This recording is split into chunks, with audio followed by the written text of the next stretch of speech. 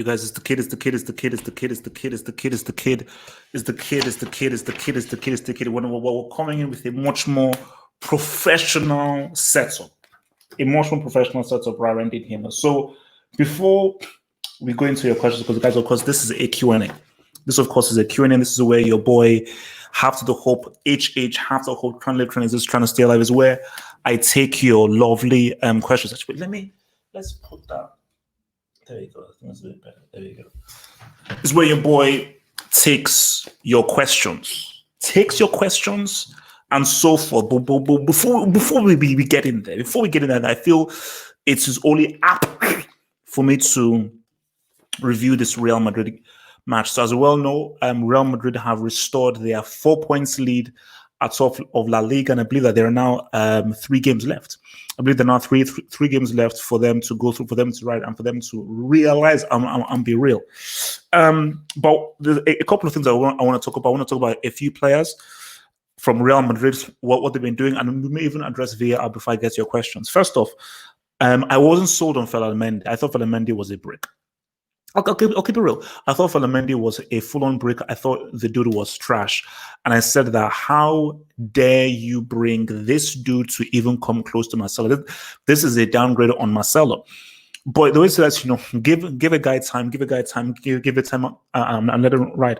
Mendy is a quality player because he was already defensively better than Marcelo, which is why I said, okay, if Real wants to be defensively stout against maybe a threatening attacking team, you may opt for Mendy over Marcelo. But what we've seen from Mendy is this is a dude who has skill, like really good skill.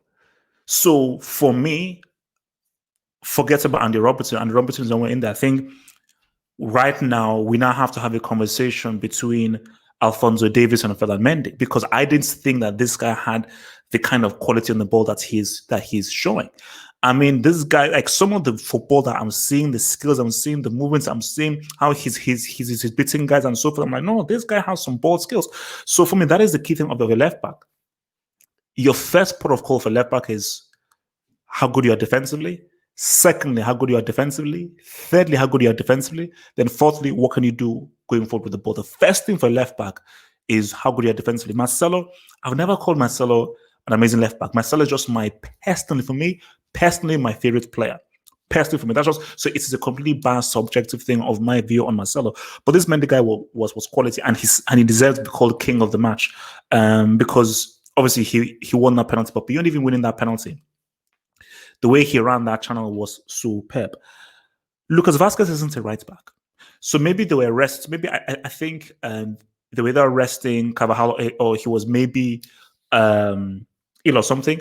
Lucas Vazquez is trash as right back, and if Alaves actually had better players on that left flank, they would have punished Real Madrid, because they almost were trying to punish them, especially with that guy called Burke. So for Real Madrid, is it smart? Is it actually smart for you guys not to get Hakimi? Because Hakimi would have been a very, very worthwhile debutant to bring in. So again, if let's say Carvajal is injured or he was not available for this game, Lucas Vazquez into a right back. See, he can ghost there, just like how Gerrard did in the CL final. But you see, maybe it was worth this risk, because you're like, okay, fine. But what if, for example, Dani Carvajal is injured and you're facing Barcelona, or you're facing Villarreal, or you're facing Sevilla? They will put every man, woman, and child on that left flank, and they will roast up Lucas Vazquez, who obviously, because he's small and not physically strong, and also he just doesn't know how to play that role very well, he'll get eaten up. He'll get easily eaten up. So yeah, that's definitely a weakness. Militao is an issue, and this is why we'll probably get to this when you ask your questions, and we'll probably discuss this Saturday on Sunday. There is no chance Real Madrid come through in the Champions League. Militao, I think, was really pushed through the ring against Alaves. And against Alaves are just trash. They're just trash. But last I checked, Alaves don't have Jesus, they don't have De Bruyne, they don't have Sterling, they don't have Rez. And those are the guys that City will have against them. So Real Madrid going into that game against Man City without Ramos, no. They're not going to go through. They're going to lose the game. City will get that ass. City will GTA. City will easily GTA. Get that ass. But I think he can get better. He's a trash defender, but he's a downgrade on Ramos. And I think if you've got Militao and Varane as a defensive partnership, I think that is problematic. I believe that is very problematic. VAR. You see, I tweeted out Madrid to just laugh. Just say, look, let me just put out Madrid. Let me just do it as a laugh. I'll just see what guys say. But in truth, what's there to complain about? Let's just what is there to actually complain about with regards to this whole Madrid thing? Because let's keep it all the way 3,000. You look at the machine, you line it. See, for me, it looks offside to me. But these guys are checking the machine, lining it up, and Benzema was onside. He was onside, all good and cool.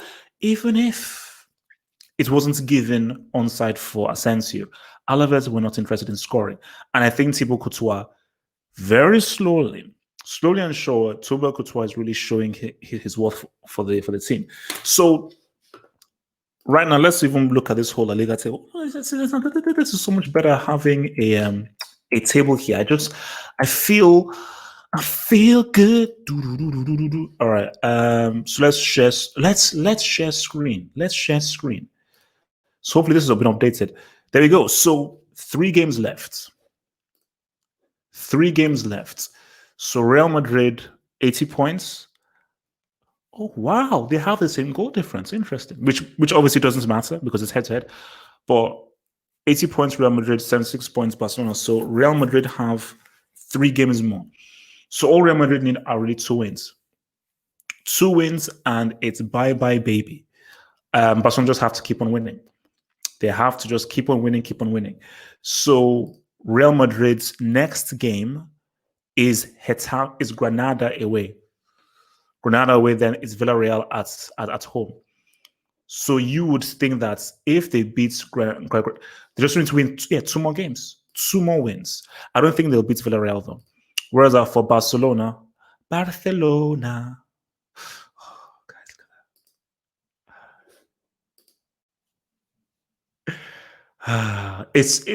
feels so good. It feels so good to take the back. Oh, look at that. It's so big. But we'll talk. So Barcelona have Valladolid tomorrow at 6:30. Then Osasuna on Wednesday. Let's just say again. So Real Madrid, so they play on Monday. They play on the Monday. Look, guys, it is definitely not looking pretty for Barcelona, but I am still going to stick with them. Call me crazy, call me a calypso. I'm still going to stick with them to win La Liga because it's not over until it is over. It's not over until it is officially over. Remember, guys, before I get into your lovely questions, remember this Friday night is for you. It's for you. This is your Friday night for you to ask anything football related to the footballing guru, the man who knows every single iota about football. Me. Please make your questions brilliant, make them smart, make them evocative, make them informative. Okay, I'm not answering any questions about any porn stars, about any side chicks, about nothing. Okay, so please, all that Sophia Rose, Mariam, don't bring that crap to me. This is purely about football merchantry. I mean, football merchants, I'm proud. Okay, I remember while you guys are here, support your boy on the patrons. Shout out to the 18 patrons who are already patronage, people who already support. So shout out to my 18 patrons who are patrons of the Harvard Football Court who have been supporting me by giving their pledges each month and getting lovely exclusive access to from your boy HH, including the world famous blog, the greatest blog in the world, the Half of Football Hot blog, as well as other blogs with movies and all that beautiful stuff as well. So guys, I now turn it over to you. For you to send in your questions, send in your thoughts, send in your hopes to your main man HH on this beautiful, lovely Friday night. Let's hit it. What do you guys have to say? All right. Ooh. So we got one here. Oh God. From Armchair Critic. Thank you for the super chat, Mr. Armchair Critic. Whom would you want to win if Bayern fluke it?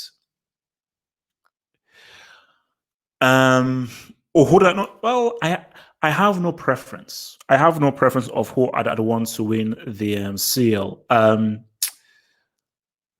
I do have a soft spot for Atletico because I thought that it was very painful what happened to them in 2014. I remember seeing that live, and I thought that was really hurtful. And for me, I love the underdog story, and I think it would be a great footballing story if somehow they were able to win it. But I just see there's just things I know. Me being a guru and an expert in this stuff, I just know and I just believe that their best chance was 2014. And the fact that they didn't do it in 2014, I think makes it very difficult for them to really say what's up moving forward, man. So that was their best chance and they blew it. From your boy Footy Wizard, thank you so much. Thank you for your super chat. Thank you for your super chat. Thank you so much, dear sire.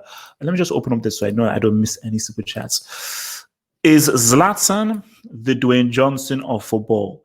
The best personality I've ever seen in a sport and currently leading a Milan comeback. Now, let's relax on the whole Milan comeback. Yes, they've had some very good victories against Lazio and Juventus, but I will only call it a comeback if I actually see them sniffing and coming closer to the top four. So let's just chill on the whole comeback thing for Milan because they need to do a lot more to convince me. No, because I don't think you realize what Dwayne Johnson was. There is no Dwayne Johnson of football because The Rock's influence on wrestling was profound. The dude literally created an entire segment called SmackDown. So, and I don't think Ibrahimovic, he's cool and everything. Don't even compare Ibra's charisma to The Rock's charisma. The Rock's charisma is on a whole other level. But Ibra is a funny dude because this is what I've always said. Cristiano and Ibrahimovic are both extremely arrogant people, very arrogant people. But I've always preferred, see, Ibra's arrogance is funny and it's humorous. Cristiano's arrogance always rubs me the wrong way. And that's just what I've just seen the difference in. So from your big man here, Mr. Just Bestin, who says, Madrid and Manchester are the most hated teams in the world. Are they the most hated teams in the world? No, they're not. I don't think they're hated. But I would definitely say that Real Madrid are more hated than Man United. And I think the reason why Madrid are hated, I think, is mainly because of Ramos. I don't. In 2020, who hates Manchester United? And I think, not to be offensive, but I don't think Man United are that relevant to be hated. Because I think for people to have time to actually hate you, you've got to really be in the Champions League, in the eye. Real Madrid are constantly in the public eye, constantly in big games, and Ramos does Ramos things. So that is why people may grow to really hate them. So I don't think United are even in a position for them to be hated because you have to be relevant footballing-wise, which they aren't at the moment. From your boy Yasser Said, who says, underestimating Real Madrid in the CL is stupidity. I'm not underestimating them, Yasser. I'm being realistic. Man City have 2 away goals. Real Madrid will be without Ramos. You saw in today's match what Real Madrid looked like without Sergio Ramos. They're not beating Man City. So whether they win the game or not, they're not beating them and they're not coming through via aggregate. That's just not happening. All right, I've caught up with those. Let me get this other one here, and then I'll take your other questions. I'm just deal with the super chats. The super chats always take precedent. Let me deal with the super chats. Thank you very much, Mr. Edward Buamina, who says, your top 10 favorite footballers ever and currently. Okay, this is always very hard, but it's good to have a question in here. Top 10, okay, so top 10 favorites for footballers ever. So if I just say ever, Maradona, you have to look at Maradona, you have to look at R9, Pirlo, what's it called? Bart Simpson, aka Lamb, Okocha,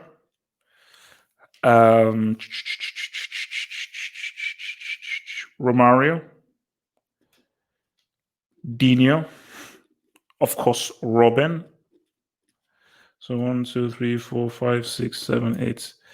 Of course, you could say Zad. See, this is of all time, so not currently. So I'm looking for guys who obviously have retired already. So Robin, I liked Khan.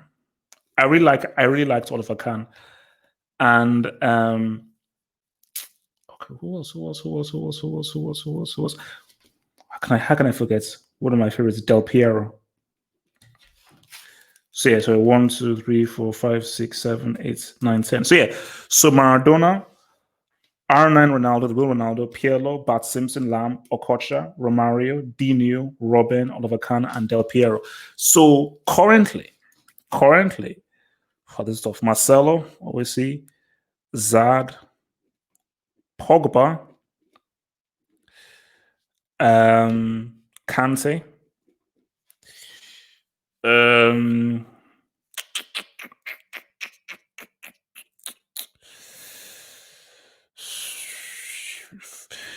me think. Oh, Mbappe, Sancho. How can I forget the Oos?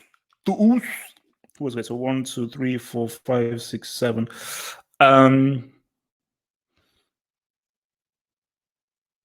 Who else do I like? I'm a big fan of El Dio, Mane. So 1, 2, 3, 4, 5, 6, 7, 8. So 2 more. I'm still a fan of Chiellini. And let me think. No, not him. Oh no, sorry. I'm looking through the teams. Am I missing someone? Okay, you know what? When he wants to be, I'm going to put Neymar. When he wants to, I'm going to Neymar. So Marcelo, Zad, Pogba, Kante, Mbappe, Sancho, the Us, El Dio, Chiellini. And when he wants to be, I'm also going to put down your boy Neymar. So your boy Neymar when he wants to be, and he's actually taking things seriously. From your boy Tudare. Thank you very much for the super chat, Mr. Tudare. Thank you. Based on his current performances, do you think Hazard is not a Real Madrid quality player? Well, you see, you put in the word there, current performances. Based on his current performances, I don't even know who he'd start for. So that question is almost null and void. Now, we know what he can do. Based on how Hazard has been playing, he wouldn't even start for Chelsea. He wouldn't, because he's been completely almost inconsequential. He's heavy-legged. Nothing is connecting. He seems slow. He seems completely out of it. And that's what it is mentally. He seems out of it, which is what I say. I don't understand what is going on. Is something happening in his private life? Because this just seems as if his head isn't in the game. He doesn't have the desire in the game. So, but he is a Real Madrid quality player because that's why they bought him. And we also saw what he did in the World Cup for Belgium. And we also saw what he did last season for Chelsea. We know what he can do. This guy has incredible talent. But the thing about football is no one gives a damn about your ability. It's about your performance. You can have all the ability in the world. All that matters is what do you do on the pitch? What do you do for these games? But I just do think that it's been a difficult year for him. But why I am interested and why I'm intrigued is, where is his head at? Is his head in this? Is his head in the game? Because it just seems as if he just seems a bit lost. Oh, see, that's what I told you. It is so hard to know. Of course, I've got to put Zidane. So you see, I would replace Zidane with Khan. Sorry. I'd replace Zidane with Khan. See, it's hard to always do this because you always forget the stuff, man. HH, which is the better signing, Werner or Ziyech? Ziyech, for sure.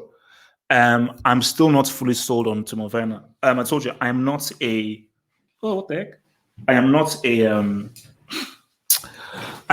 a hype merchant. So I'm not like, oh, everyone on Twitter and the media say Timo Werner is amazing, therefore he'll be amazing. No, I watch the games, and from the beginning I see of Timo Werner, I'm like, decent striker who has the potential to be very, very good. He didn't have a great World Cup, but neither did many of those Germany guys. But look at Ziyech. I kept on saying this.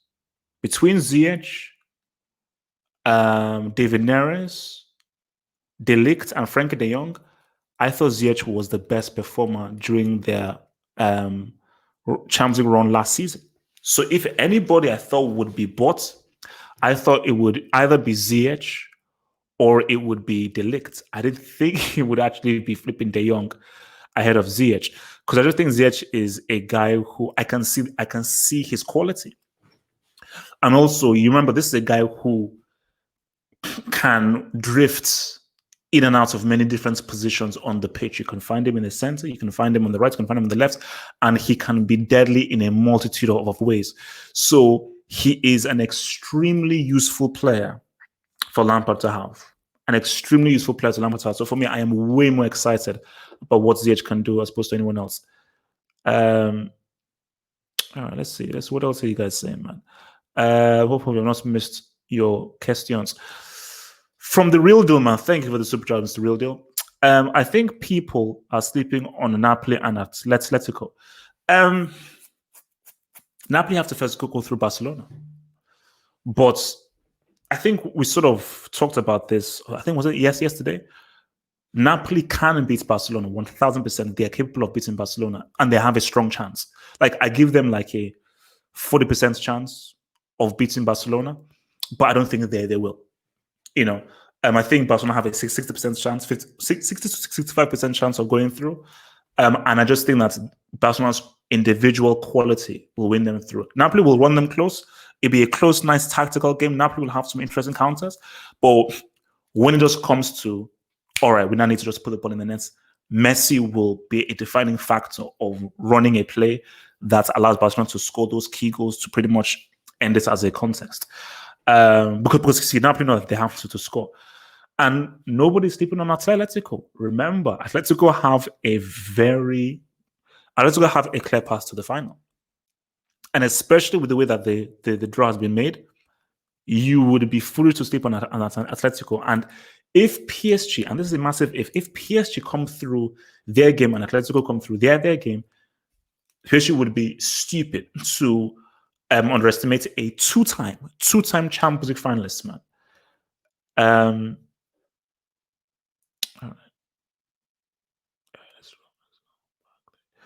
All right.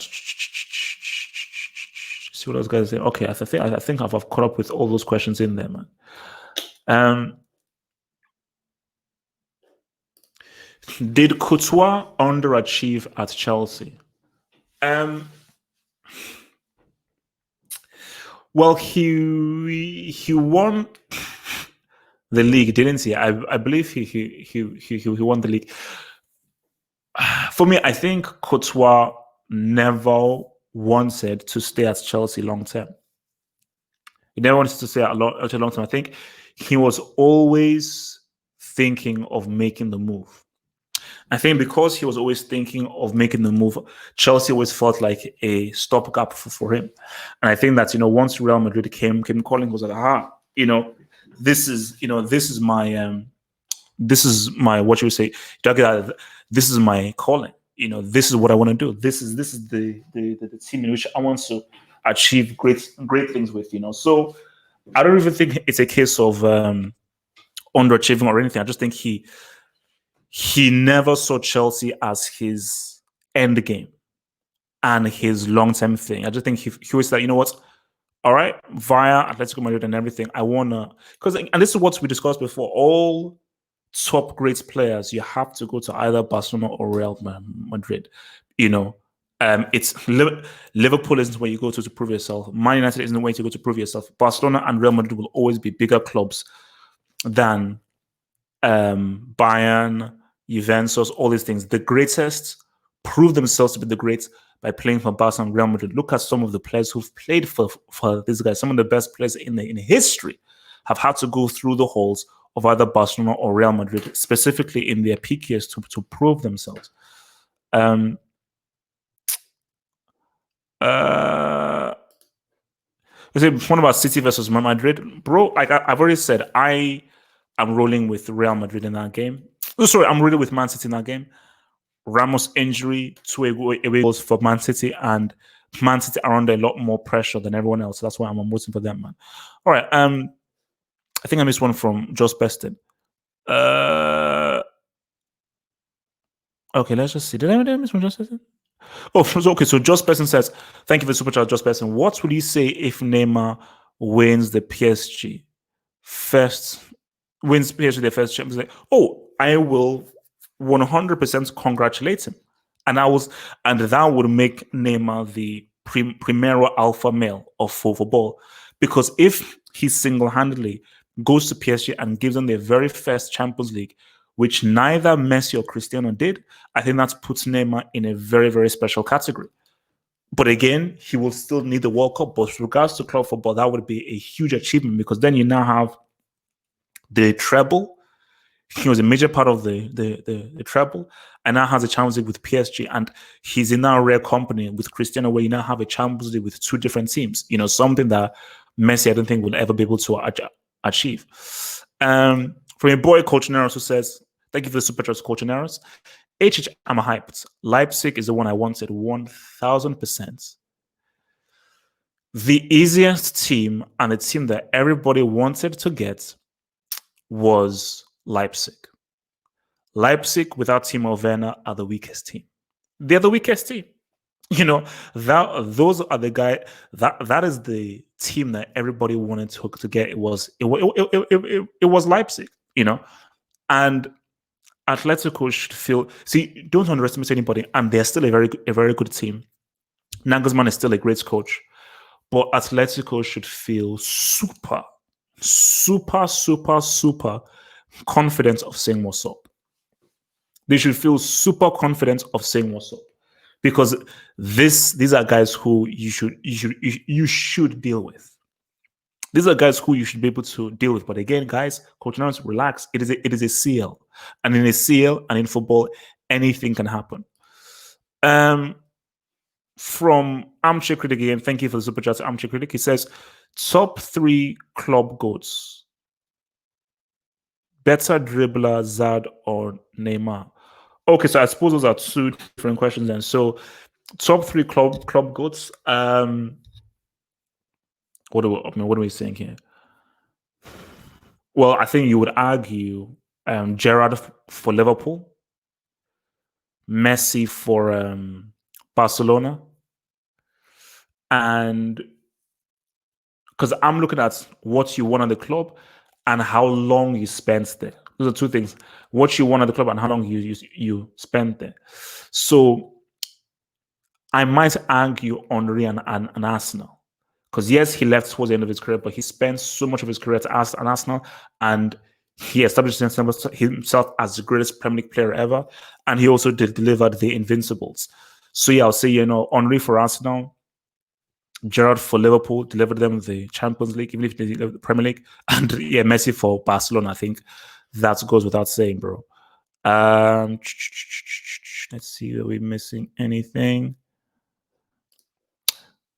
So yes, there's an HH. Zizou isn't in your top 10 favorite players. I just said that I made a mistake, that I've put him in there right now. I've just put him in there right now. Okay, I put him in there right now. But I'll keep it real. As much as I admire Zidane, there are many players who I personally favor over Zidane. My thing with Zidane is that objectively, don't mess with him, and he's a horseman. He's a horseman. Like, what's it called? Pele is a horseman, but Pele is not one of my favorite players. So, sorry. Thank you for the super chat, Mr. Constantine K. Thank you. He says, what football transfer that almost happened would you have wanted to see the most? For me, Robinho to Chelsea, he would have been better for us than a City. Oh, Robinho, see, and that's true. Robinho for Chelsea, especially with the way that Chelsea play and the kind of football that Chelsea are, would have been amazing. I think we mentioned this before. Ronaldinho for Man United. I think that based on the kind of fans there are in the Premier League, how people appreciate those truly skilled players, and especially Ferguson, I think Ronaldinho under Fergie for Man United, I think would have been quite outstanding. And I think the kind of impact Ronaldinho would have made in the Premier League, the kinds of things he could have done, I think could have been wonderful. And I think because of the Premier League being such a huge market that it would have been, I just think that that would have done wonders for Ronaldinho's career if he had make it. So yeah, for me, Ronaldinho to Benzema to oh, you guys are crazy. All right. Oh, sorry. Okay, so sorry. The three greatest players at club level. Okay. Oh, well, obviously Messi. That's one. Messi, Cristiano, and third one.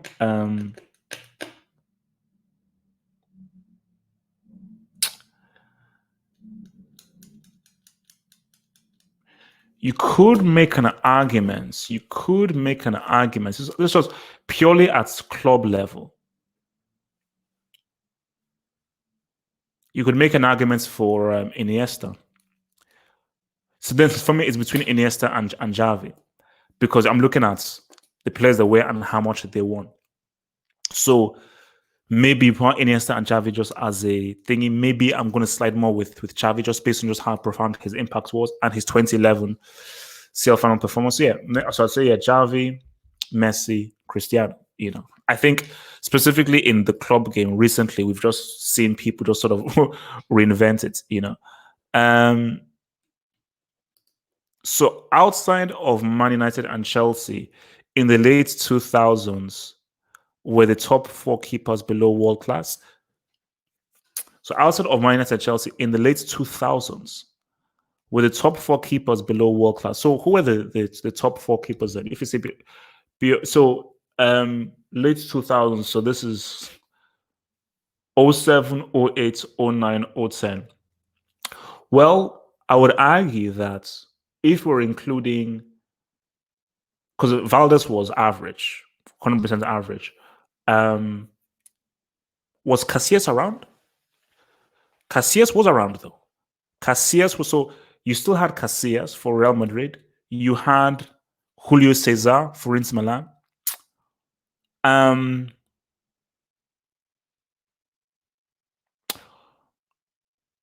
When did Neuer move to Bayern? That is interesting. Yeah, actually, no. I think no, because I think because Germany's main keeper was still Jens Lehmann. So, but yeah, in Casillas and thing, you still had top guys in there. So, what final do you really hyped for?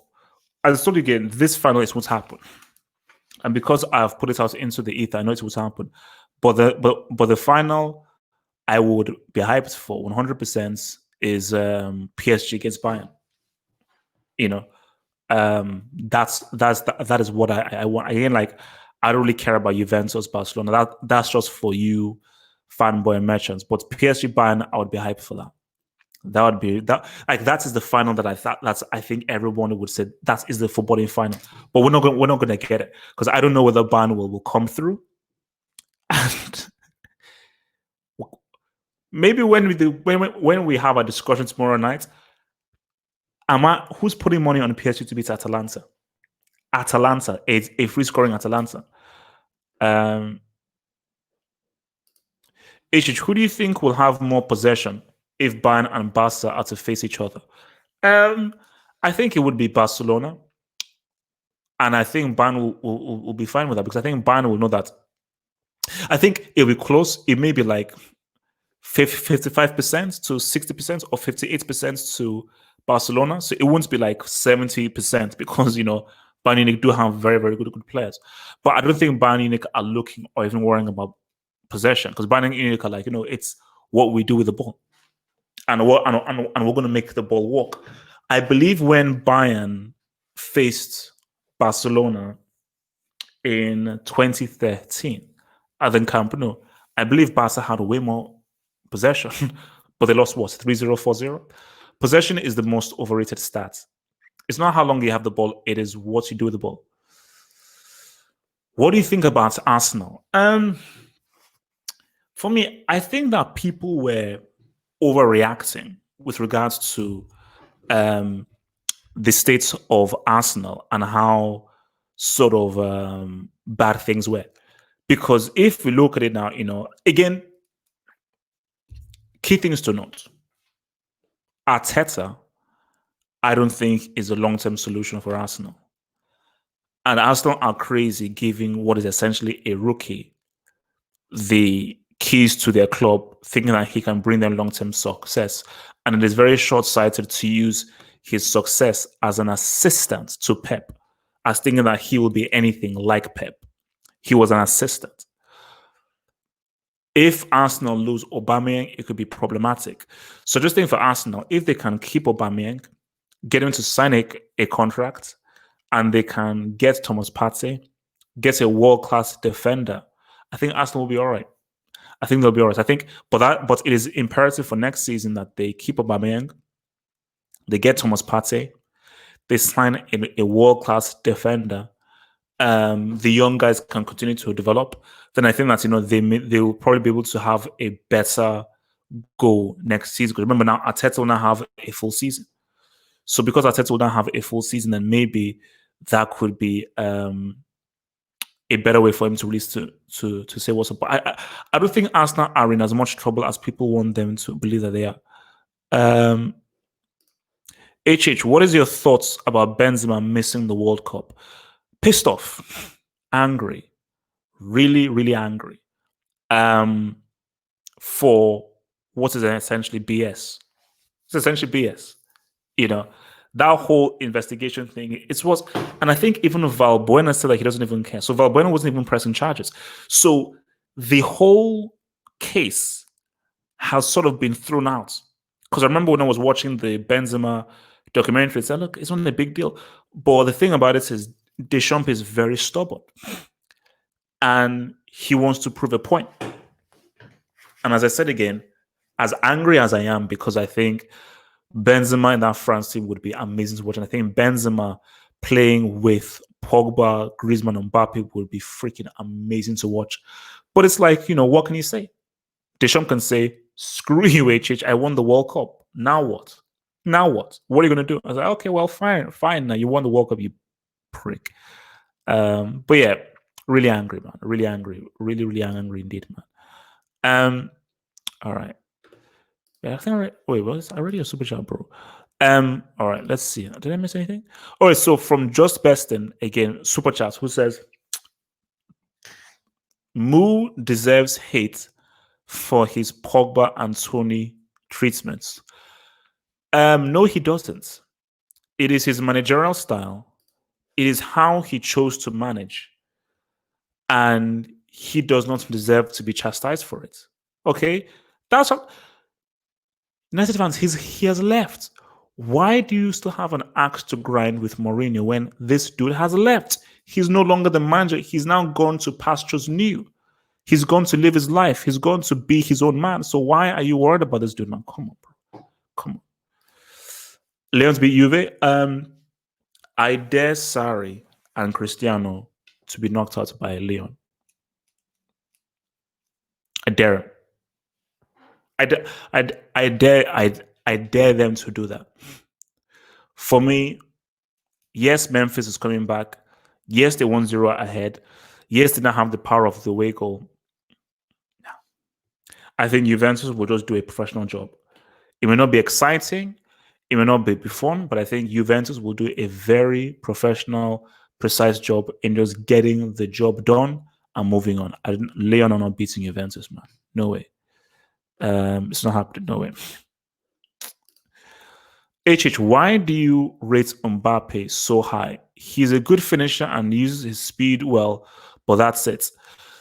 Mbappe is effective. I've always said that my rating of Mbappe isn't necessarily how good he is as a player. It's his talent and his superstar status. I've always said the US is a better footballer than Mbappe, and it still is, because the US can just do more and it's just technically better. It's just a technically better footballer than Mbappe. But Mbappe is a superstar, and he has that aura of a superstar. What he did at the World Cup, I'm sorry, I cannot ignore. What he did to Argentina, I can't ignore. What he did in that World Cup, I can't ignore. That pass he made to Giroud, I cannot ignore. And he did that on the biggest stage. So once he did that, combined with what he did for Monaco as a flipping 17-year-old, leading them to a league title and leading them to the semifinals of the Champions League, scoring in all the consecutive Champions League knockout games, he is a superstar. So it's not really about his football, it's about how much of a real deal he is. He's a real deal dude. And whether you like it or not, this guy has a World Cup. This guy has a World Cup. So once this guy presents a World Cup to me, I'm like, I don't give a damn about how many goals he scored in whatever club. This guy has shown me a World Cup trophy where he was one of the stars. This isn't a case of Arbeloa or Stefan Givash. He was one of the stars of that World Cup, and he really announced himself to the world at that World Cup. Watching that France-Argentina match, I was like, wow, I am witnessing the future. I'm witnessing it's like you were witnessing the past, which was Messi, and you're witnessing the future, which was Mbappe. That was just because that match was such a symbolic match of the past and the future of football on the same pitch. So there. From your boy Culture Neros, man, says Courtois transformation from last year has been insane. Yes. Look, man. When Courtois first came to Chelsea, he was touted as, oh, this is one of the best keepers. And for a while, he was like, oh, I think this guy's top 3, top 4. Then he began to become trash, not very good, letting in easy goals and so forth. Then he moved to Real Madrid on dodgy circumstances. His his first few months for Real Madrid were very dodgy indeed. But then 2018 World Cup, that ball was going in. That ball was going in. Go on to YouTube and watch that Belgium-Brazil game again. Neymar's shot was going in. And Neymar knew that, that is going in. But Courtois made an outstanding save. And Courtois was very critical in helping Belgium beat Brazil in that superb game. There were some amazing games in that 2018 World Cup, man. But now he's sort of, focused down. And right now, you have to say that he's definitely one of the... For me, if you're looking at keepers, you say Ter Stegen, you go Alisson, and an argument can be made. That you may now then go Courtois. So Courtois could probably be the 3rd or 4th best keeper. From right now, he's ahead of Edison. He's ahead of De Gea right now. So his transformation has been amazing. And I think that, people have to now say that he's definitely one of the top keepers in the world right now. From Armchair Critic, thank you for your super chat, Mr. Bigman. Mbappe was superb in the World Cup. But do you think if he traded teams with Cristiano or Messi, he'd have the same impact? Internationals depend on a lot of luck. So again, no, true. But my thing about it is, let's look at the full pie. Messi had the perfect team in 2014, and he had the perfect opportunity in 2014. And Messi cannot have any excuses. You had the right manager, you had the right team, you had the right players, you had everything was catered for you in 2014. And that match against Germany, it was literally created for you to do something exceptional and help to win the game, because that match was tight. So that match was screaming for a GOAT like Messi to be the difference maker and to win it, which is, when I was even watching the game, I was like, no, this game is tailor-made for Messi. Messi just needs to try and do something, because Germany do not have a Messi. Germany are just trying to hold Argentina and find a moment for them, or maybe take it to penalties. But then it never happened, and Germany were like, you know what? Let's just win this before penalties right now.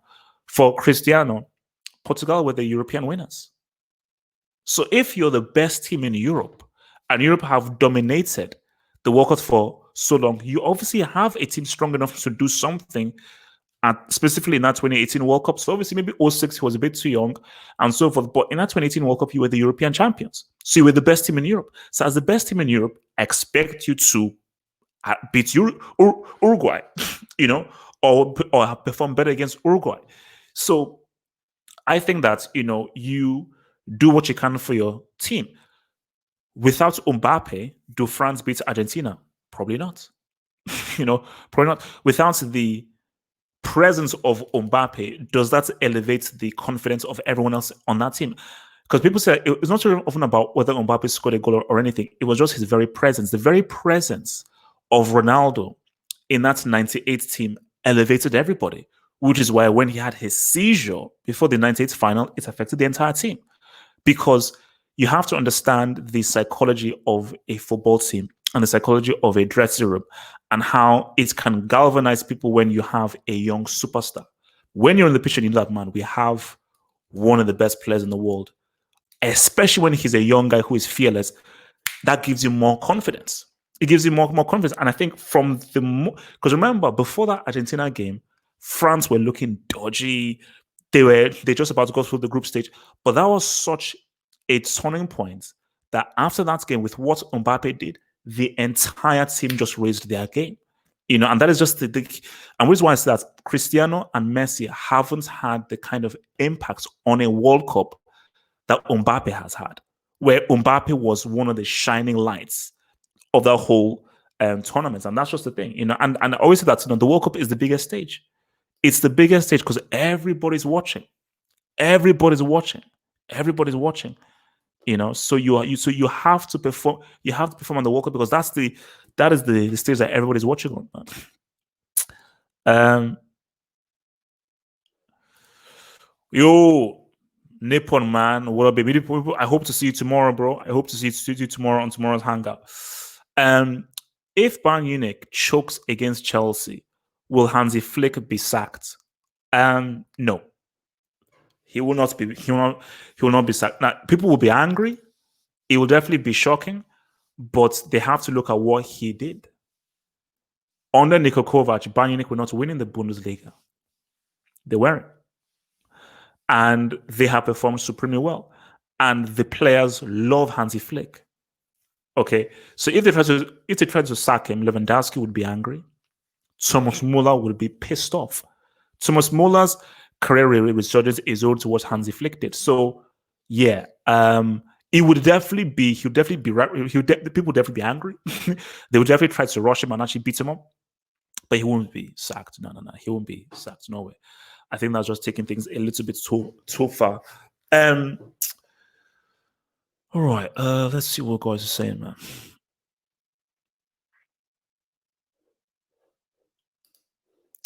So, from Constantine K, man, says, were England's golden generation flops for not winning a tournament, or were they not that great?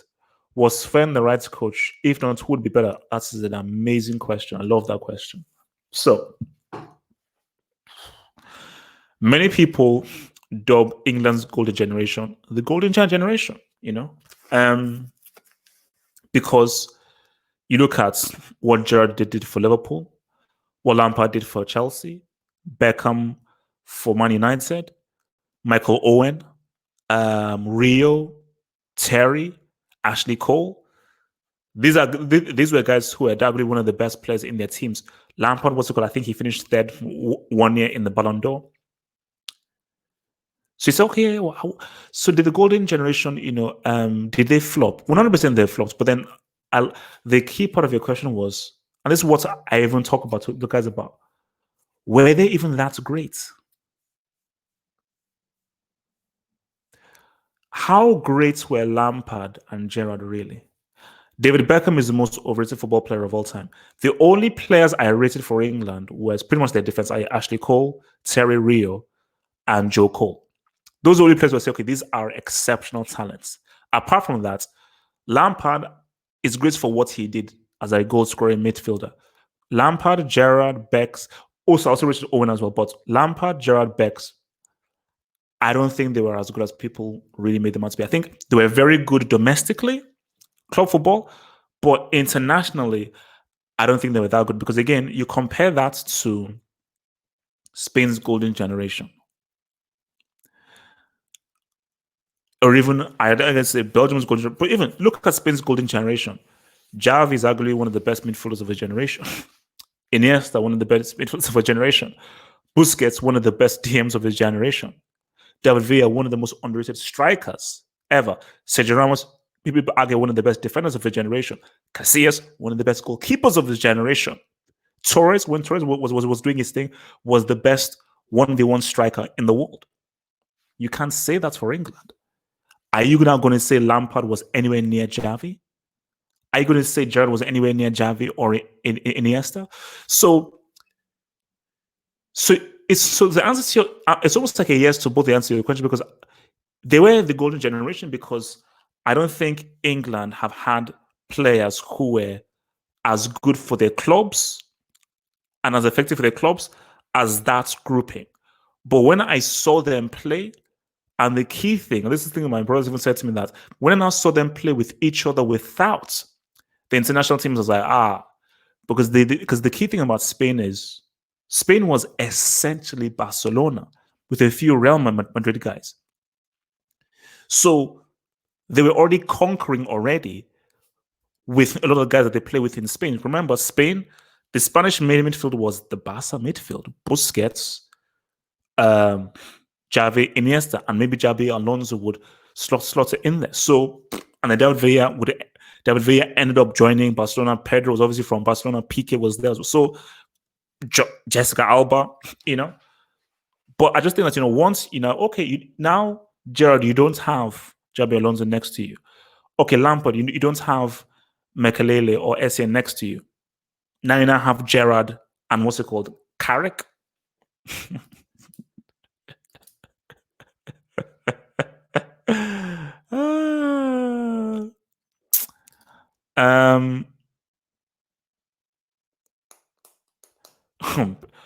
So Bex was the guy was a fashion model. He was a specialist free kick taker and great at dead ball situations. Guy was just a fashion artist, man. So from Ashley Dusky Jacobs, Villa is top 10 strikers of all time. Let's make a list. So you're going to look at strikers of all time. You've got to say Weah. You've got to say Van Basten. You've got to say Shearer. You've got to say, got to look at Henry. You've got to look at Vieri. You've got to look at Romario. You've got to obviously look at R9.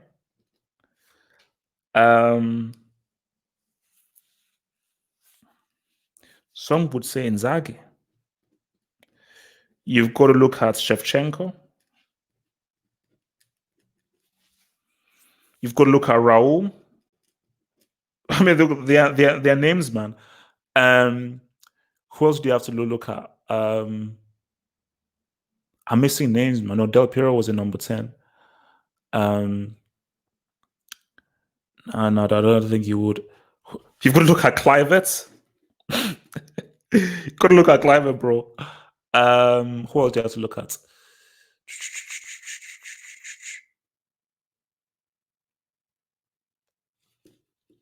You've got to look at Batistuta.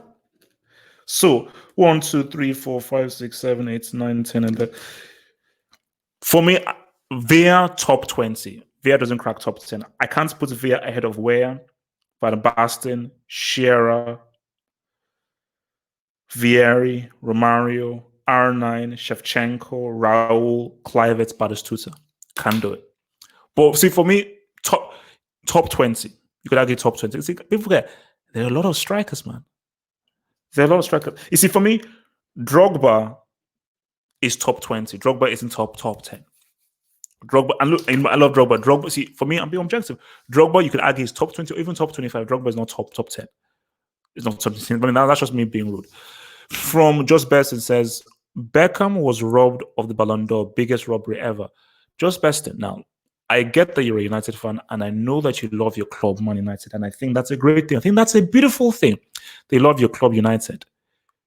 You are smoking crack cocaine if you think David Jeremiah Beckham was robbed of anything apart from his hair gel for his hair or his mascara.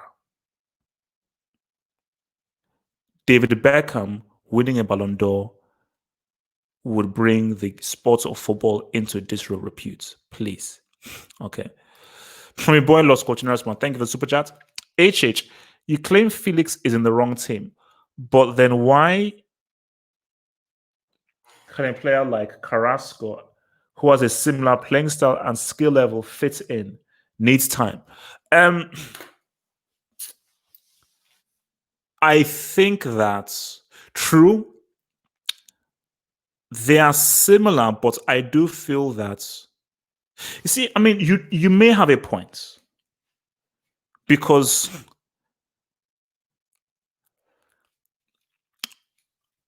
I would say though that there is perhaps more flair and imagination with João Felix than there is with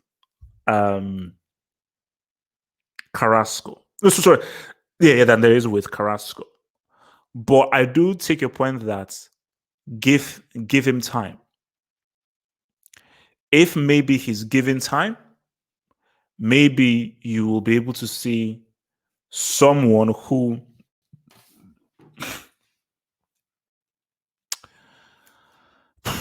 I mean, yeah. I mean, maybe give it time. It's true, yeah. Give him time. Give him time. Give him time. Because and you see, remember, when I watched the Atletico Barcelona game, I was like, wait, this isn't the Atletico I know. And these guys can attack. I even remember was it the 2016? Yeah, it was the 2016. The 2016 Champions League game against Barcelona, the second leg, where Simeone said, "We will get this first goal, attack." And when Atletico attack, they look really good. But the thing is that when they get the goal, they just go full on the defense. But when these guys attack, they actually look really good when they attack. So I just feel like maybe you should just attack even more. I don't know why Atletico don't attack even more. But I think, yeah, I'm willing to say give Felix some time.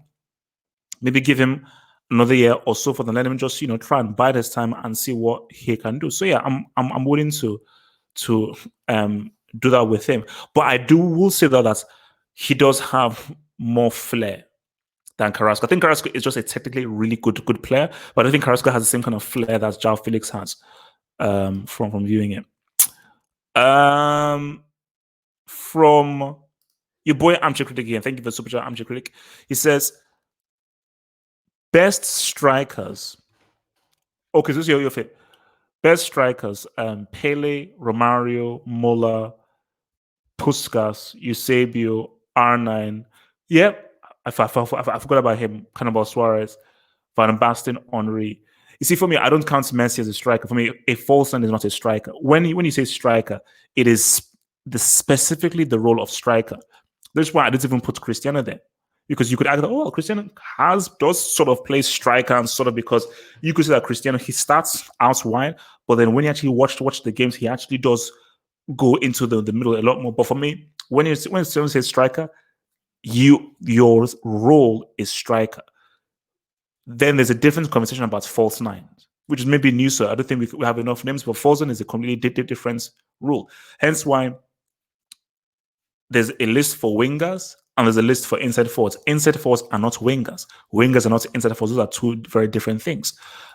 So a striker is not a false nine. A false nine is not a striker. A striker is not required to create assists or chances. That's not required of you. Just score goals. A false nine, your thing is to score goals and to create chances. Those two things are required of you. So same thing with the requirements of a number 10 is not the same requirements of a central midfielder. The requirements of a central midfielder is not the same requirements of a DM. These are different rules and different disciplines, So, oh Lord, for boy Just Beston.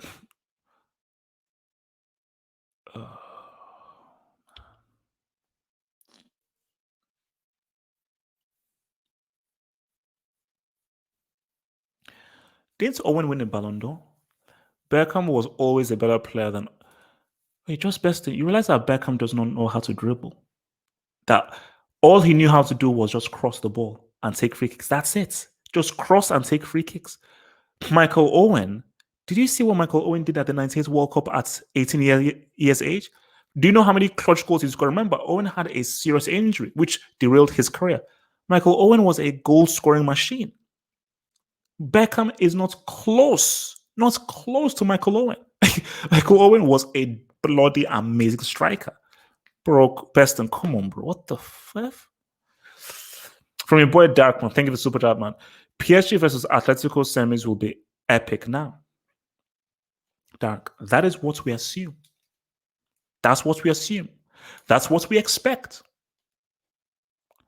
Atletico should not underestimate Leipzig. Without Timo Werner, they should not underestimate them. And I still think it is weird that Timo Werner didn't stay with Leipzig for the Champions League run. It is what it is. PSG should not underestimate Atalanta. And don't make the mistake, because for me, and I think for all of us, for us football fans, we want PSG Atletico. Because yes, that would be a freaking amazing semi-final. Superb. Specifically when you just look at the blend of styles, it's really ultra attack against ultra defense. I just think tactically it could be an amazing match. Leipzig are not going to roll over. Nagelsmann is a good coach. Guys, man. If there is one team PSG wanted to avoid, it's Atalanta. Because of how much they will underestimate them and the way that Atalanta play. If there is one team there are two teams that Atalanta would have wanted to get. Leipzig, PSG. Leipzig because they have a great chance to beat them, but PSG because, all right, we're going to come under threat. These guys will attack. We will have space against them. And we know how to score goals. So tactically, I mean, that game, man, I don't know, bro. From your boy Constantine came, thank you for the super chat, big man. He says, if no red cards, is Ramos close to horseman status? Yes. Yes, he is. I would argue that if you take away his red cards, you could argue for him being a horseman. You could make an argument because he's elevated, similar to what Beckham did. He's elevated how we view a central defender, what a central defender can do. You know, in terms of forget just about how good he is as a defender when he wants to be. He's a good footballer, which is why if you were playing in the park, Ramos would stand out because you'd be like, wow, look at how good his passing is. Look at how good he is with bringing the ball out. Look at how good he is in the final third and how comfortable he is as a defender in the final third. And also how amazing he is in the air with winning the ball and actually scoring. So, and I think that's just the thing you admire, which is why I think more and more, just what you're seeing. I think what you're going to be seeing at a younger level are they're going to train defenders to be good at football. Because before, it's like when I was growing up, for a defender, you're just there to tackle. So you're limited footballing wise. You're just there to defend and to tackle. But I think what you're now seeing is, yes, you know how to mark, how to position yourself, how to read the game, how to tackle when need be, even if you shouldn't really have to because you read the game well. But what they're now going to be telling kids is training them on passing, balance, bringing the ball out and being able to distribute the ball and have good distribution of the ball, which wasn't really a big thing back then. And I think, with what Ramos has done, I think a lot more younger players play, I want to be like Ramos. Like, yeah, let me bring the ball up. Let me be able to be dangerous in the final third. So, yeah, no, look. I mean, you cannot hate on Ramos. And also, he's got a great mentality. His winning mentality is amazing. Don't worry. I can see your super chats, guys. Don't worry. From Stirky, who says, Masvidal v Usman, who you got? Of course, Usman. I have to go with my Nigerian boy. I mean, Ford has been keeping me in the know. So 1,000%, man, I'm rolling with Usman. And yes, I will try and do my best to watch that fight. I think the fight is on Saturday, isn't it? So yeah, I will try and stay up to watch that fight for sure. HH,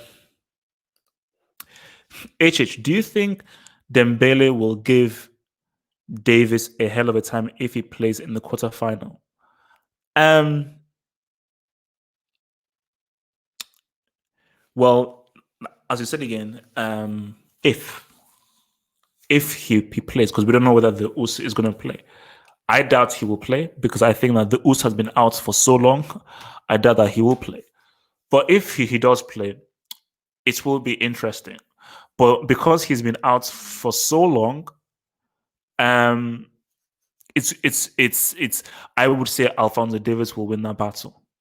You know, I think it is more than likely that Alphonso Davies will win that battle, man. Because the US has just been out of action for so long. He's been out of action for so long.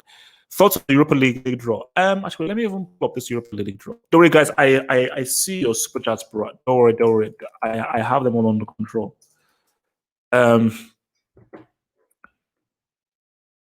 Europa League draw. Wait, maybe if I just click Europa League, they'll just show me the fixtures. Wait, why does it show me the fixtures, you pricks? Damn it. Okay, here we go. So what do we have here? Draw in.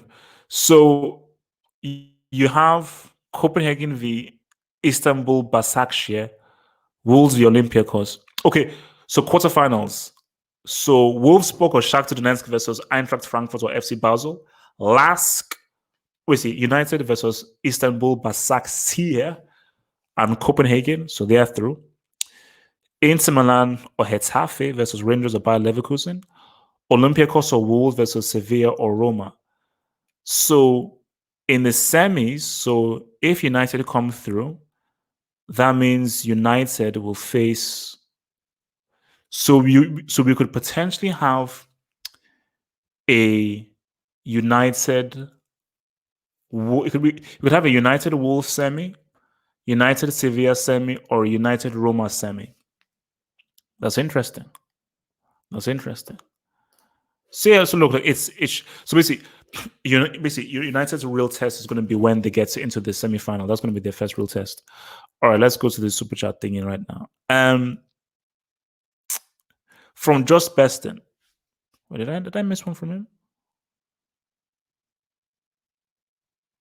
So sorry, yes. So from Just Beston, who says, "What is your view on RVP? He was the best striker in the world." No, he wasn't. He was an extremely good striker, superb striker, and he scored one of the craziest goals that I scored. He scored an amazing volley for Arsenal one time, and he scored another amazing volley for United. I think he was a very, very good finisher. Technically, a brilliant, amazing finisher, but there was never at a point he was the best striker in the world.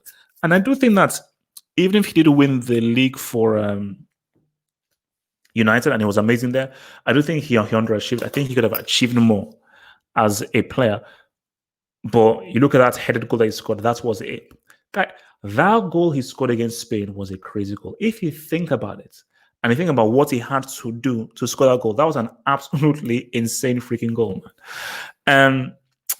From your boy Colchineros, who says,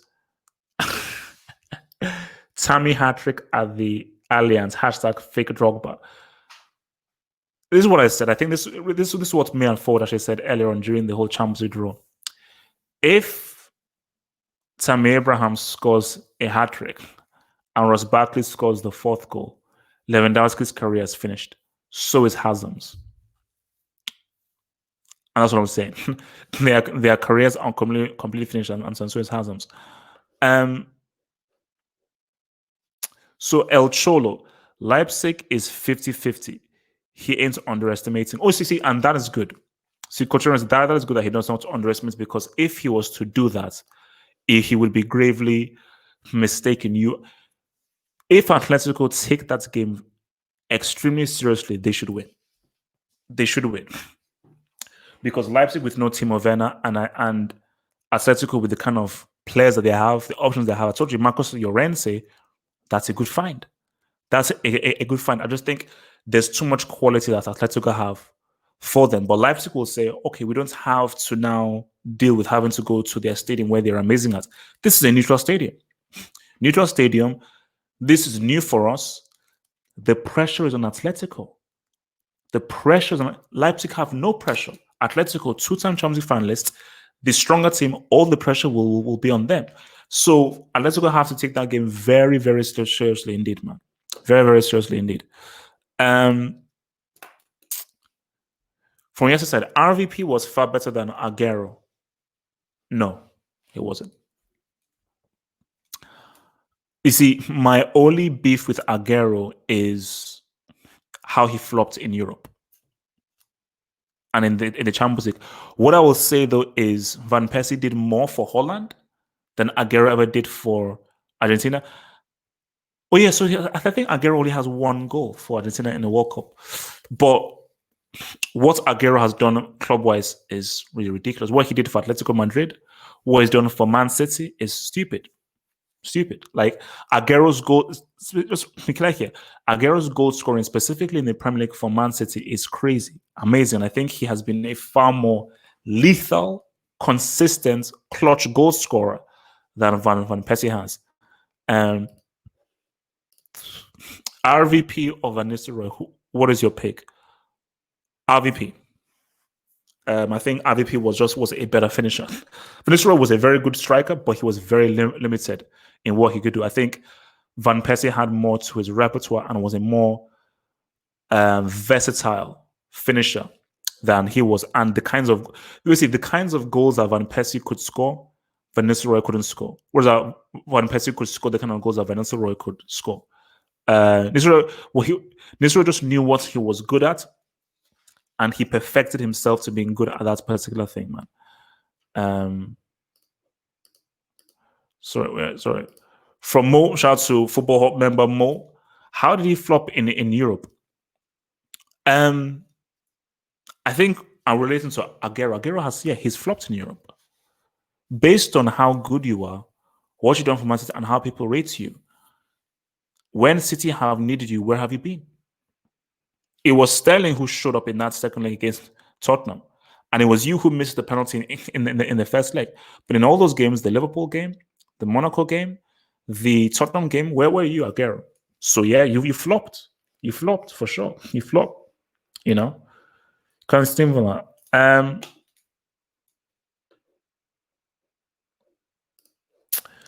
RVP carried United. Did Aguero ever carry a team?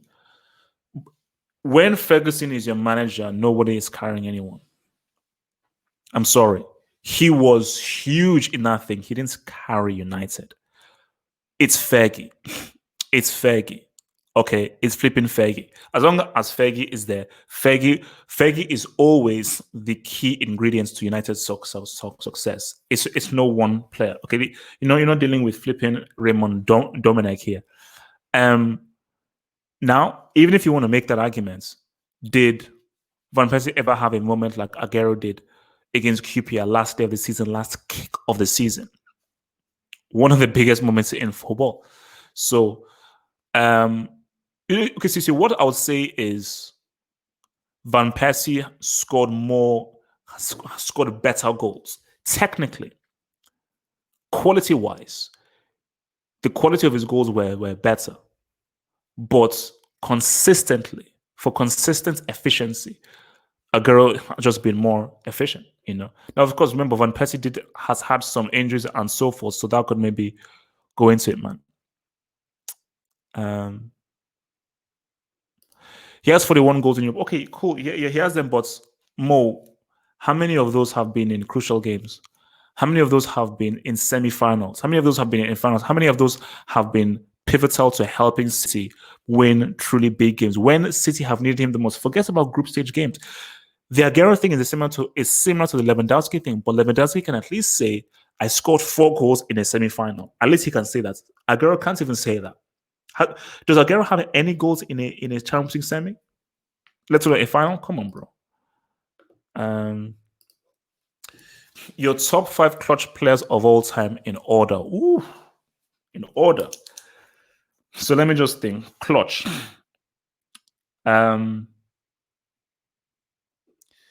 You go look at Zidane.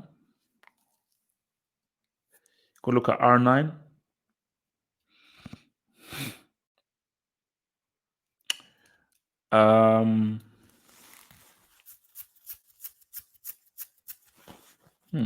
Oh, look at how can I forget? Look at Drogba. Um, look at Ramos, and then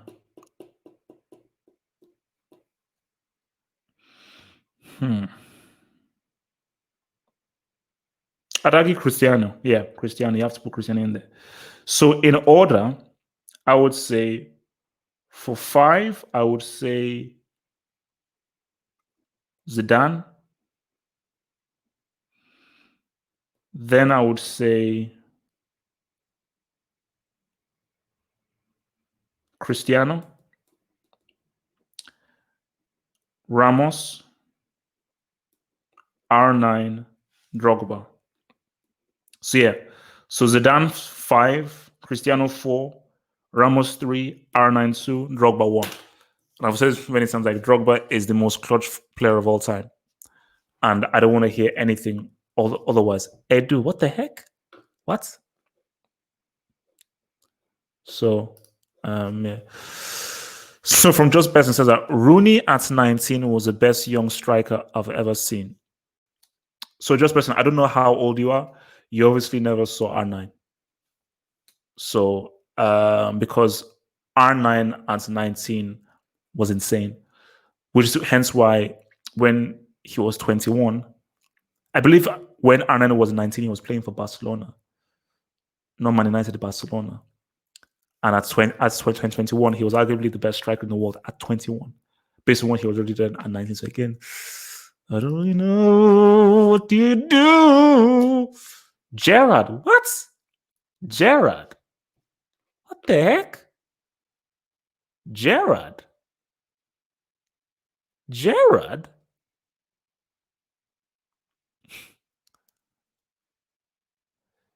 Gerard. Yeah, what's it? No, Drogba is the most. Guys, have you seen Drogba's record in finals for Chelsea? That's just one thing. He's running for finals and his winners. Nothing these players have done comes close to what he did in 2012. Nothing. Nothing. What Drogba did in 2012 might arguably be one of the most clutch things in history. i.e., the last gaps equalizer in Bayern's home, because Ramos was huge. That was huge. But Drogba did it against a sideshow, side chick Chelsea team, against the Bayern who were beating the crap out of them in their home ground. Guys, don't mess with Drogba. Drogba. There's a reason why he's called Didier Clutch Drogba. That's his official middle name. He's called Didier Clutch Drogba. His official name. From your boy, yes, I said, man, thank you for super chat, big man. He says, has Aguero had a moment like RVP in the CL where he scored a hat-trick against who? This was coming off an injury in which United were down 2-0. So, yes, I said, this match against Olympiacos, I suppose, was this a semi? Was this a quarterfinal? What was at stake? What was at stake? I told you, man, please, please, please, please, when you give me these examples, I rate things very highly. Very, very highly, bro. Very, very highly. I think we discussed this before. Henry is a better player than Drogba in terms of his ball control, his balance, footballing brain, ability to work into tight spaces, his passing, his creativity. He's better than Drogba in that. Who would I want in a final? Drogba all day, every day. I'm taking Drogba over Henry in a final all day, every day. Because Drogba's mentality and mental strength and ability to deliver when it's needed is far stronger than Henry's. You know, look, man, Henry, bro, you had that 06 final, man. You had the chance. You had your chances and it didn't go through. He's still a better player than Drogba overall, but just in terms of on the biggest stage, Because delivering on the biggest stage, that has nothing to do with your ability. Your ability is only a small percentage of delivering on the biggest stage. So delivering on the biggest stage is 10% ability, it's 90% mentality and character. You have to have the character to, which is why Messi isn't a player for the big stage. Like Messi has all the ability in the world, but in a World Cup final, it's only about 10% your ability. It's about your mentality, and Messi just does not have the mentality or the character to do so. And maybe, because I've just watched a documentary earlier today with Daniel, maybe if Argentina didn't lead a genocide against black people in Argentina because they were trying to do racial cleansing, maybe they would actually do and perform a lot better at these freaking World Cups instead of relying on their white players, because when you look at Brazil or Uruguay, they have a blend of white and black players. But Argentina, you really focus on your white players because you want a nicely white country, no blacks. There you go. You get your ass pimped off by your boy Mbappe and other blacks as well. So, okay, this is about racial diversity. But yeah, guys, read up on Argentina. Read up on Argentina about their racial cleansing, trying to make their country whites only, free of blacks. Craziness, guys. So there's some very sick people in this world, very sick people. Your boy yesterday says, Aguero is better than Arnan in terms of your logic. What logic are you saying? I mean, because when I say better, I'm looking at your ability as a player. R9, ability-wise, Aguero is not in him stratosphere. What has Aguero ever done at a World Cup? Aguero has one goal at the World Cup against Iceland, and that's it. So yeah. So I don't really think that's what we right through, man.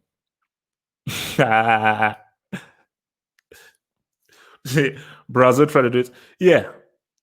But I think when Pele came around, they're like, "Damn it, man! Yeah, this whole racial cleansing. I don't think it will work too well, But it's crazy though, because even when I was growing up, I said to myself that, why is it that every time I watch a Copa America, I'm looking at all these brown, black players and all these teams.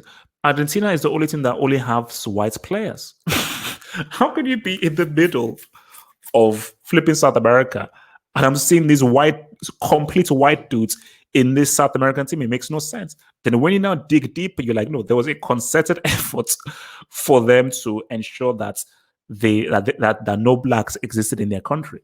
It's messed up, it is crazy messed up, that, But then that's why you look at Maradona, you can definitely tell that one of Maradona's like ancestors must have been African, because you can definitely see it in his color and so forth, But you look at Messi, you look at Milito, you look at who else do you look at? You look at Lo Celso. These dudes are like white, just completely European white,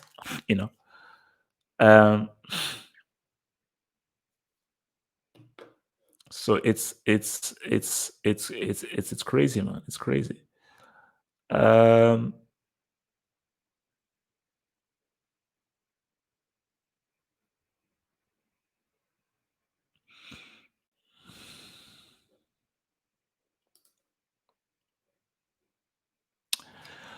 How do you rate Tevez? Tevez is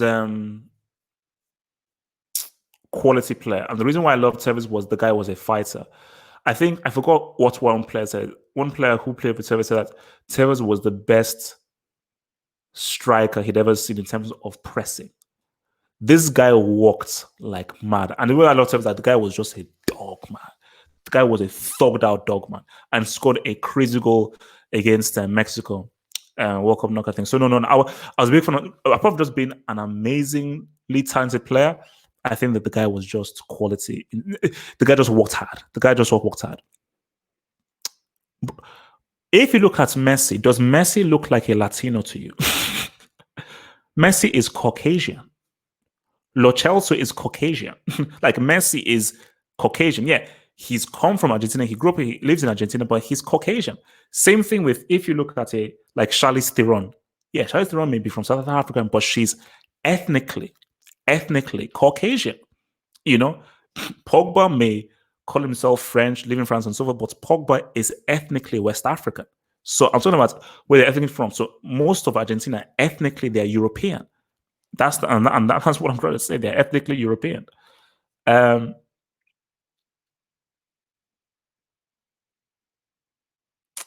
all right, let's see. Um, from yesterday, I said RVP did more in a walk. Oh no, he did. He did. Even if he didn't do that superb thingy, but yeah, he definitely did more at a World Cup than Aguero did. But again, if you look at the entirety of their career, Aguero has done more. Because if you look at Aguero's club performances, his club career, Arvi's club career and international career, if you take everything into account, Aguero has had a greater legacy on football and will have a greater legacy on football than RVP. Basically, once Aguero is retired, he's probably going to be behind Shearer in terms of goals scored. The amount of goals that he has notching for City season after season. So he will have a greater legacy on the game than RVP had. That's just facts.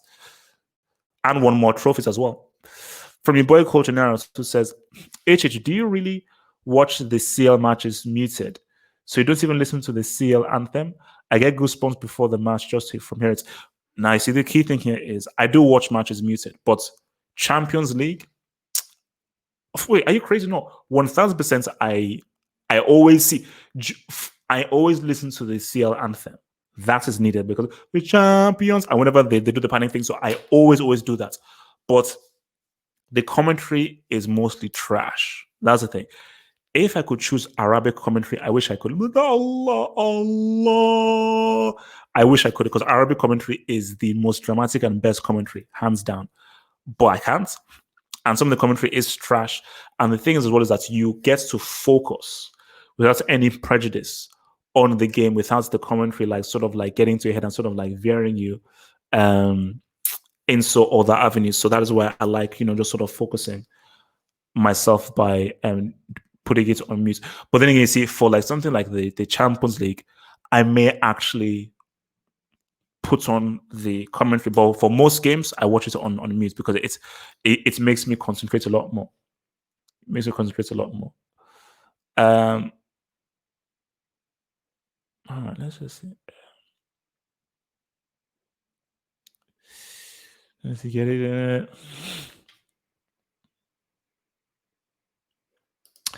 HH, do you rate Keita?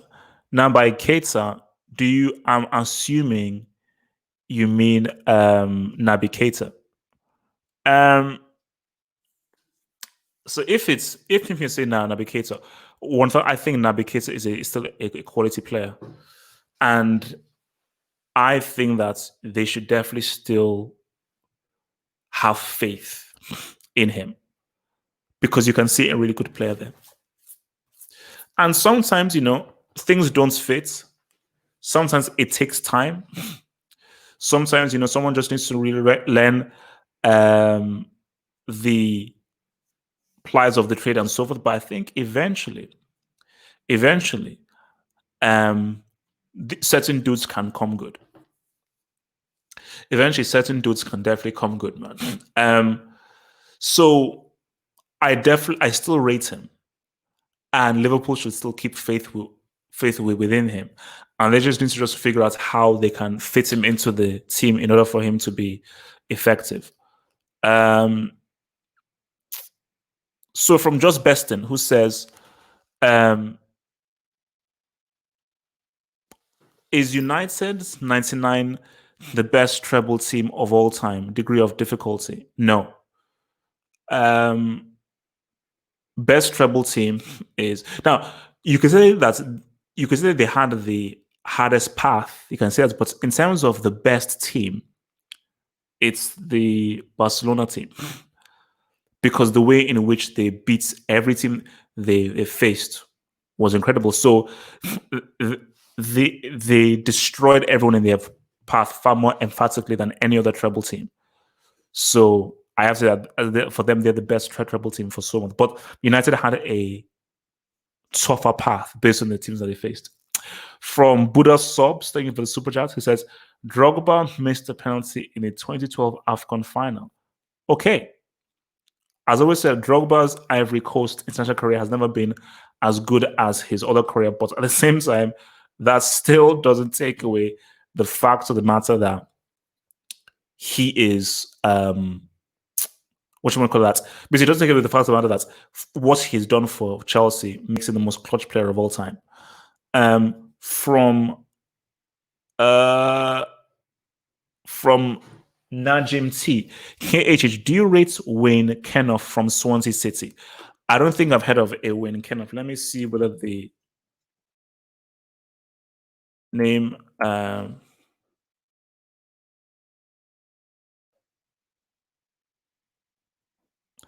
Yeah, sorry, man. I've never heard of this dude. Wayne Kenoff.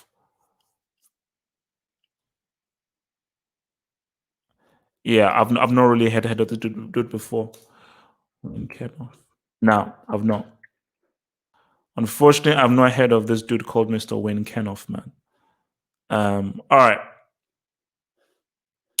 All right, let's just see what guys are saying, man. Let's just hide that comment. Which team has the hardest route to the CL final?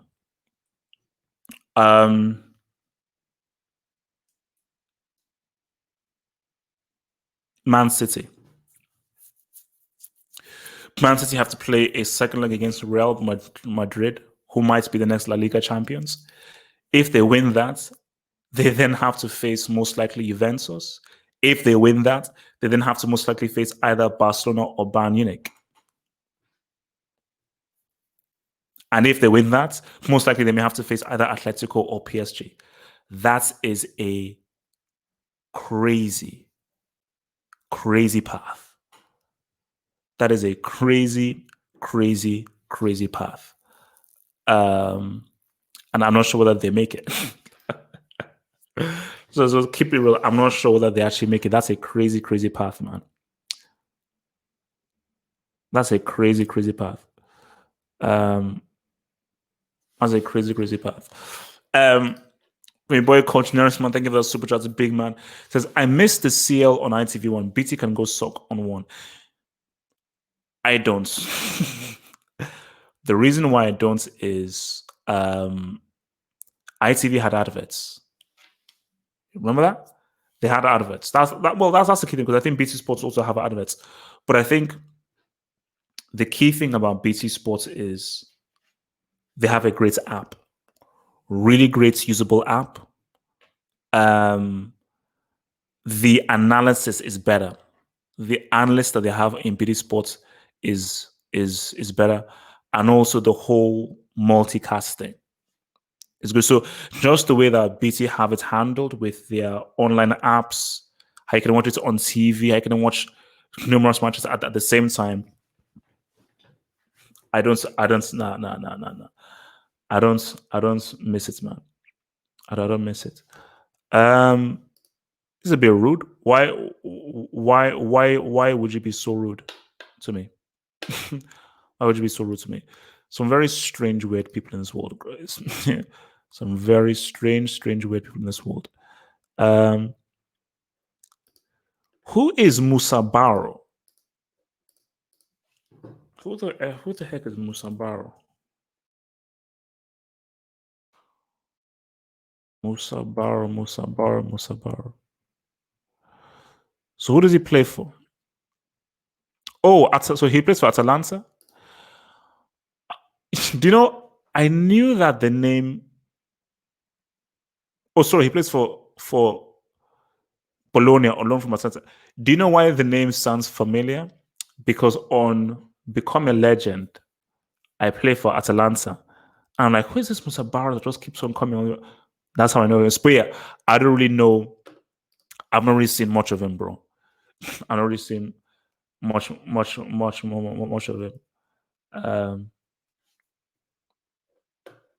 All right, let's just see.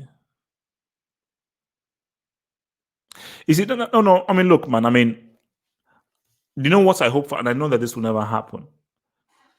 If ever there was a way in which, maybe through ads or so forth, the Champions League was accessible to everyone rather than having for people having to pay. Because look, people will find ways around things. They'll find ways. And isn't it so much better if people have access to like a good quality stream, but you're still getting remunerated for it? It's similar to this Crunchyroll. So Crunchyroll is where I watch like my anime.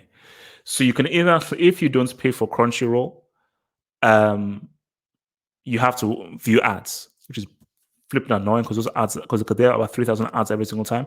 But it is what it is. Like if you don't pay for it, ads are how they make up for you not paying. But if you don't want to get rid of those ads, you can now then pay. So why don't they have a thing on BD Sports where if you don't pay, you have sort of ads that sort of run through on your stream, or you have like pop-up ads that sort of like run across the screen at different intervals, and you can then put them away. But look, if you don't pay for it, these ads will run through. I would rather have that than having to search for streams that are just flipping impossible to find, man. They're just flipping impossible to find. So that's just me. That's just me, man.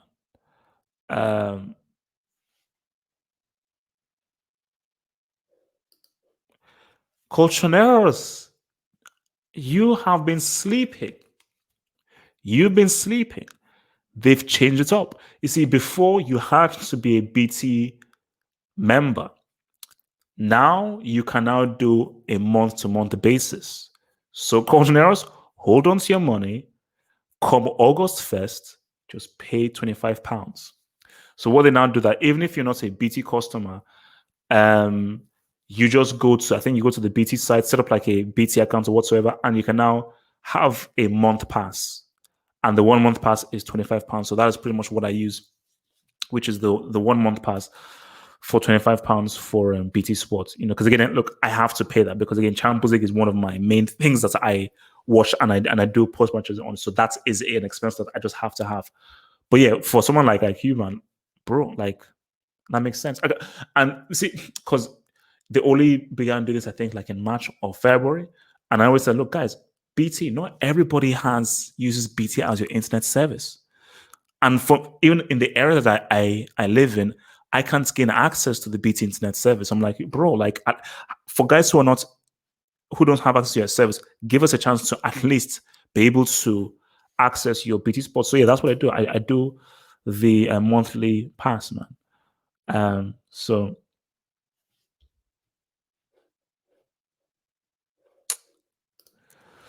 what is a generational talent and how many are there?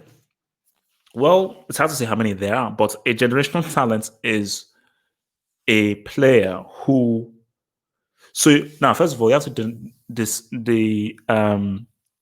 define a generation. Now, So how do you define a generation? Is generation 10 years, a 10-year span? Is a generation a specific grouping of players of a specific age group? So players of 5 years. So you would say so. Ramos. Could you say maybe you say Ramos, maybe Iniesta, Messi, Cristiano? They're all of the same generation. Del Piero, Totti,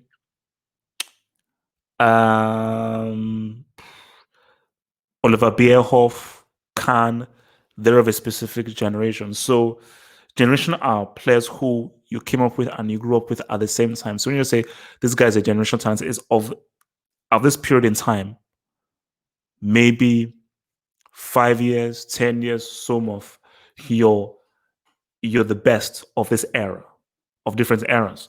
So Messi is a generational talent because of his era. He's arguably one of the best. You could already argue that Mbappe is a generational talent because of his age group, which is the kind of era and generation after Messi and Cristiano. He's arguably one of the best, you know. So it's hard to really say whether it's like 10 years, 15 years, and so forth, So uh, since HH, how come an African country hasn't made the semis of a World Cup? And what will be your solution for our continent to get that World Cup? I mean, look, I say, yeah, people keep asking me this, man, and it's a hard one. For me, I think that it's the lack of organization, somehow the mismanagement of the football associations and so forth. And I think that when you have them, and also, but a key thing as well, you can talk about the coaches, the managers, the mismanagement. A key thing is you look at France. So much African talent is now leaving Africa and changing their allegiances to Belgium, to France, to England, and so forth. So once that has already been done, you're like, oh, damn. Because when you look at how good Nigeria, Ghana, and all these guys are during in under 18, under 21 level. But when you now get older and so forth, these guys now want to now play for a country who they know that will put them in the best possible position to win a World Cup, to win a Euros, and so forth. So it's going to be even harder for Africans to get any further because most of Africa's best talents are now leaving the country to go play for France, play for Belgium, play for England, Italy, and so forth. So it'll be very, very, very, very difficult moving forward, man. Or did I miss a super chat? So from Dark, probably this will be the last one, and then I'll probably have to ride off, man. Worst penalty miss, Baggio or Gian? Oh, this is a great one to end it. Now, for me, it depends what you're saying. Based on just the miss, as in the quality of the penalty, it's Baggio. Baggio put the ball over the bar. But based on the stakes, what was at stake? Jean's penalty, I don't think he ever recovered. It's like you had a penalty. Because see, even if Baggio had scored that, what would he have achieved? You just keep on playing. We don't know what happened. If Jean had scored that penalty, Ghana are in the semis of the World Cup and they become the first ever African country to be in the semis of the World Cup. So it was a worse penalty in terms of just the penalty from Baggio, but based on what was at stake, you have to definitely roll with your boy Jean. Guys, before the buzzer, Coach you lot drop your PSNs. I need new competition on FIFA. Bro, all right, man. Drop your PSNs, man. Drop your PSNs, bros. Drop your PSN thingies, man. All right, guys. Look, man. I'm out. I'm good. Stay swell. Stay real. Remember to follow your boy on El Patreonage. And I will see you guys tomorrow. Remember, guys, the hangouts will be from tomorrow at 10 p.m.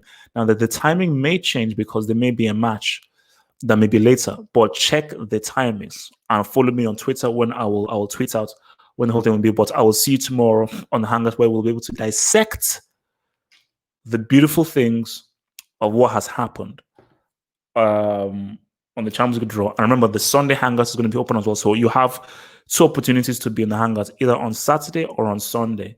And obviously, Sunday will, of course, also be reviewing the North London Derby. Peace out, stay true, stay love, stay real, and always, always stay black. Become a Football Hut member and gain access to cool emojis on the live streams and get access to new YouTube content by clicking the join button here. And to view that new content, head over to the YouTube channel homepage and click on the community tab over here.